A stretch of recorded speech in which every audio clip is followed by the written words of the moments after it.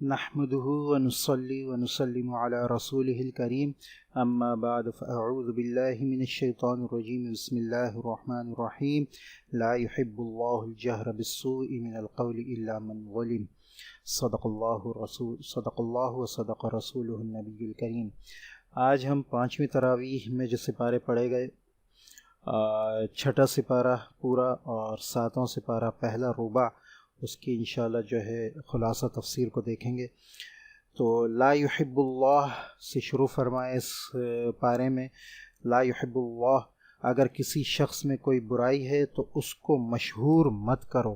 ہاں، مظلوم کو اجازت ہے کہ اپنے ساتھ ہونے والے ظلم کو بیان کرے، عفو و درگزری کی صفت پیدا کرو۔ جو لوگ اللہ کے رسولوں میں فرق کرتے ہیں، بعض کو مانا اور بعض کا انکار کیا، وہ کافر ہیں۔ ہاں، جو رسولوں کے درمیان تفریق نہیں کرتے وہی مومن اور اجر عظیم کے مستحق ہیں۔ دوسرا رکوع میں فرمایا، اے نبی، آپ سے یہود یسألک اہل الکتاب، آپ سے یہود کا یہ مطالبہ ہے کہ آسمان سے لکھی لکھائی کتاب اتار لاؤ۔ انہوں نے تو موسیٰ سے بھی اس سے بھی بہت بڑے مطالبات کیے تھے۔ یہود کی خباثتوں، شرارتوں اور ان کی بد عہدی کا ذکر، ان کا یہ دعویٰ جھوٹا ہے کہ انہوں نے حضرت عیسیٰ علیہ السلام کو قتل کر دیا۔ وہ نہ تو حضرت عیسیٰ علیہ السلام کو قتل کر سکے اور نہ سولی پر چڑھا سکے۔ یہود کا یہ دعویٰ ہے کہ انہوں نے حضرت عیسیٰ علیہ السلام کو قتل کر دیا تھا، لیکن اللہ تبارک و تعالی نے یہاں فرمایا ہے کہ وہ اپنے اس دعوے میں جھوٹے ہیں، بلکہ اللہ نے ان کو اپنی طرف اٹھا لیا، یعنی حضرت عیسیٰ علیہ السلام کو، اور وہ آخر زمانہ میں آئیں گے۔ تمام اہل کتاب ان پر ایمان لے آئیں گے۔ یہود کی سرکشی کی وجہ سے ان پر احکامات سخت کر دیے گئے۔ تیسرے رکوع میں تیسرے رکوع میں فرمایا، اے نبی، جس طرح پچھلے نبیوں پر وحی بھیجی اسی طرح آپ پر وحی بھیجی۔ بہت سے نبیوں کے واقعات آپ سے بیان کیے اور بہت سے نبیوں کے قصے ذکر نہیں کیے۔ رسولوں کا سلسلہ اس لیے قائم رہا کہ آخرت میں کوئی عذر نہ کر سکے۔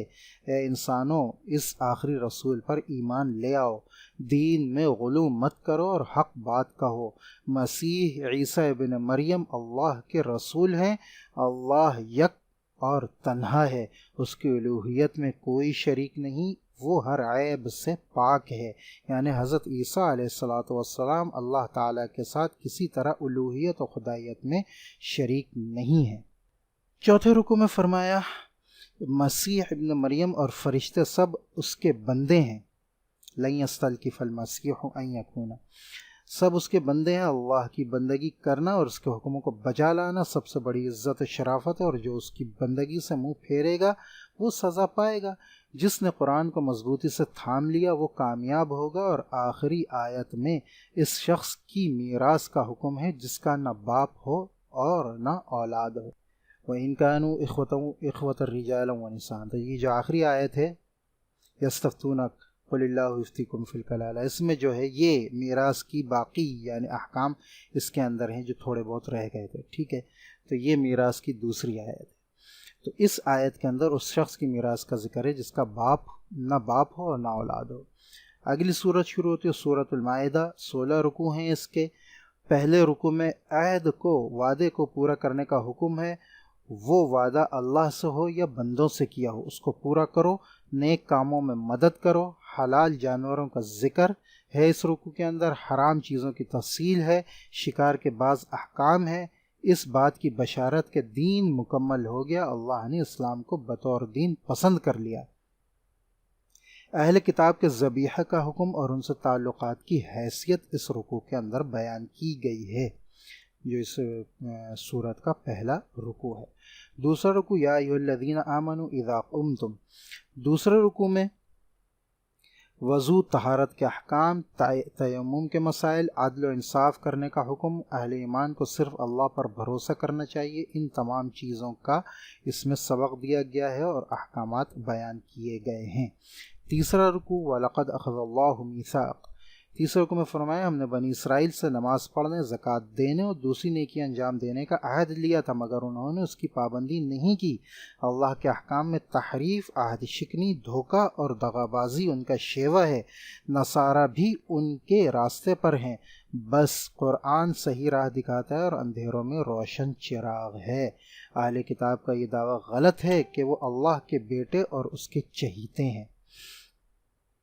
چوتھا رکوع جو ہمارے یہاں شروع ہو رہا ہے سورۃ المائدہ کا، وَإِذْ قَالَ مُوسَىٰ لِقَوْمِهِ، چوتھے رکوع میں انعامات الہی اور ان کے مقابلے میں یہود کی سرکشی، حضرت موسیٰ علیہ السلام کی شان میں گستاخی اور اللہ کی طرف سے تسلی جو ہے وہ اس رکوع میں بیان کی گئی ہے کہ حضرت موسیٰ علیہ السلام کی شان میں یہود نے کس طرح گستاخی کی تھی اور اللہ نے ان کا اس کو کیا جواب دیا۔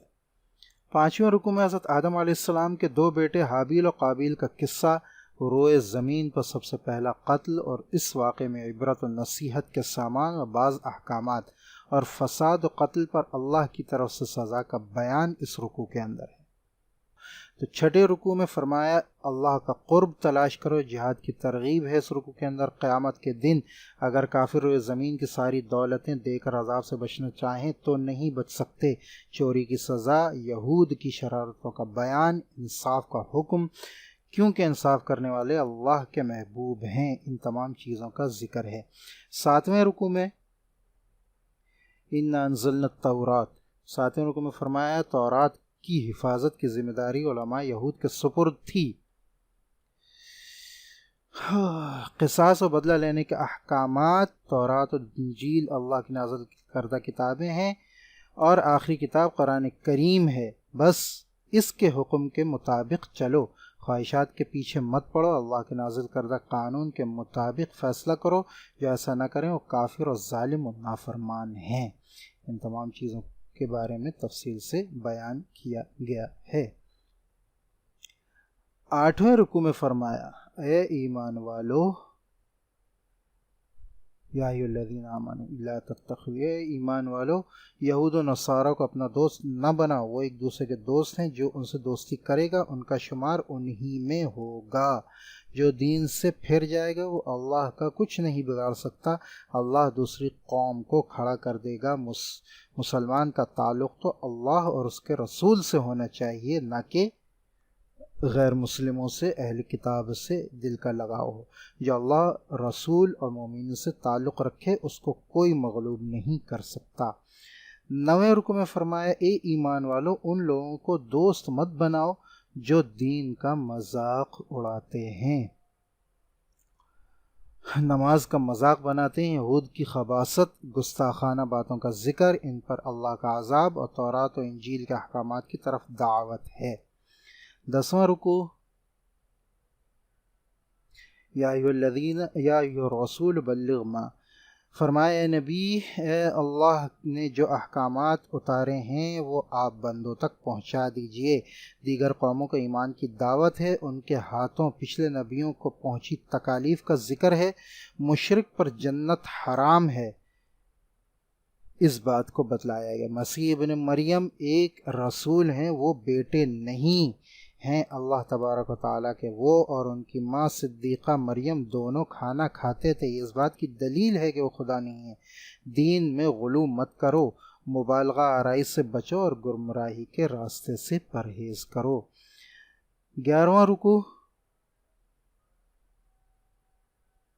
لعن الذین کفروا، 11ویں رکوع میں فرمایا بنی اسرائیل پر اور حد سے زیادہ نافرمانی کرنے والوں پر حضرت داؤد اور حضرت مسیح ابن مریم علیہ السلام نے لعنت کی۔ یہودی اور مشرک مسلمانوں کے بدترین دشمن ہیں، اور اگر ان سے قریب ہو سکتے ہیں تو نصارہ، یعنی یہود و مشرک تو بہت زیادہ دشمن ہیں۔ کسی حد تک عیسائی جو ہیں وہ مسلمانوں کا ساتھ دیتے ہیں، لیکن وہ بھی کسی حد تک۔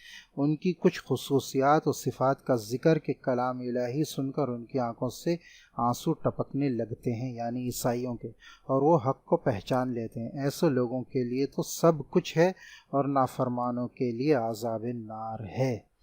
12ویں رکوع میں یا ایھا الذین آمنوا لا تحرموا، 12ویں رکوع میں فرمایا ایمان والو پاک و حلال چیزیں کھاؤ، قسم توڑنے کا کفارہ اس میں بیان کیا گیا ہے۔ شراب، جوا، بت، پانسے یہ سب حرام ہیں، ان کے احکامات ہیں۔ شراب کے حرام ہونے کا قطعی حکم اس رکوع کے اندر ہے۔ شراب اور جوئے کے ذریعے شیطان کیا چاہتا ہے؟ بس راہ حق کو قبول کرو، یہی آخری حل ہے، شیطان کی باتوں میں بالکل مت آؤ۔ 13ویں رکوع میں بعض حلال اور حرام چیزوں کا دوبارہ ذکر، یا ایھا الذین آمنوا لیبلونکم اللہ بشیء من الصید تنالہ، ٹھیک ہے۔ تو اس میں بعض حلال و حرام چیزوں کا دوبارہ تذکرہ، احرام کے احکام ہے، کعبہ مشرفہ کی مرکزی حیثیت، نبی کے ذمہ احکامات پہنچا دینا ہے، پاک و ناپاک چیزیں برابر نہیں ہو سکتی، ان تمام چیزوں کے بارے میں بتایا گیا ہے۔ 14ویں رکوع میں فرمایا زیادہ پوچھ پاچھ مت کرو، یا ایھا الذین آمنوا لا تسألوا عن اشیاء ان تبد لکم تسؤکم، زیادہ پوچھ پاچھ مت کرو، کثرت سوال سے بچو، نزول قرآن کا زمانہ ہے، یاد رکھو ہر سوال کا جواب آ جائے گا لیکن تم مشکل میں پڑ جاؤ گے۔ ایسا کیوں ہوگا کہ ہر سوال، جس سوال کا جواب قرآن میں آ جائے اس میں مشکل میں پڑ جائے؟ یہ انشاءاللہ ہم تفسیر میں تفصیل سے دیکھیں گے۔ اپنی فکر کرو، وصیت کا طریقہ، گواہی کو چھپانے کی مذمت اس رکوع کے اندر بیان کی گئی ہے۔ 15واں رکوع، یوم یجمع اللہ الرسول فیقول ماذا اجیبتم، 15ویں رکوع میں فرمایا اس دن کو یاد کرو جس دن اللہ تمام رسولوں کو جمع کرے گا اور پوچھے گا کہ بتاؤ تم کو کیا جواب دیا گیا۔ اس دن حضرت عیسیٰ علیہ السلام سے بھی خاص گفتگو ہوگی، اللہ ان کو معجزات یاد دلائے گا، ان پر اپنے احسانات کا ذکر کرے گا، اور یہ بھی کہ ان سب کے باوجود لوگوں نے حق کو قبول نہیں کیا اور مطالبہ کیا کہ اے عیسیٰ ابن مریم، اللہ سے دعا کرو کہ وہ ہمارے لیے آسمان سے سجا سجایا دسترخوان نازل کر دے اور بلا محنت و مشقت روزی ملے۔ اس کے جواب میں اللہ نے فرمایا سن لو، دسترخوان تو میں اتار دوں گا، لیکن اس کے بعد اگر تم نے کفر کیا تو ایسی سزا دوں گا کہ روئے زمین پر کسی کو ایسا عذاب نہیں ملا ہوگا۔ یعنی یہ کہ جب اللہ کا جو ہے حکم پورا ہو جائے، اللہ اپنی شدید اور بہت ہی بڑی نشانی دکھا دے، تو پھر اس کے حکم سے دور ہونا اس کو عذاب کو دعوت دینے کے مترادف ہوتا ہے۔